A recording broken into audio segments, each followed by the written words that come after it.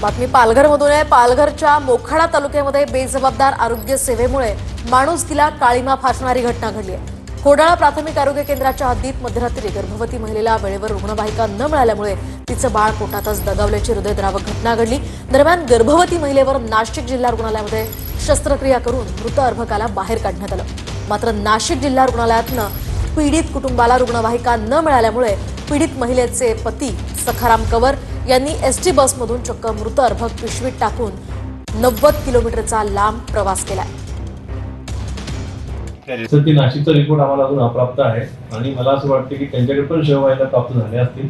आमच्याकडे आमच्या जिल्ह्यामध्ये 5 शववाहिका प्राप्त झाल्या आणि आमच्या वेगवेगळ्या ठिकाणी आमच्या 5 शववाहिका आम्ही दिलेल्या आहेत। यानंतर आमच्याकडे कुठेही असं शववाहिकेची म्हणजे गरज असेल तर ती पण आम्ही आमच्या कॉल सेंटरवरून मात्र आमच्या जे काही नंबर दिले त्या नंबरवर फोन करून ती आमची शववाहिका उपलब्ध होईल। कदाचित नाशिकच्या लोकांनी ती गाडी त्यांना लीव केली असेल तर कदाचित हा मॅटर तेवढा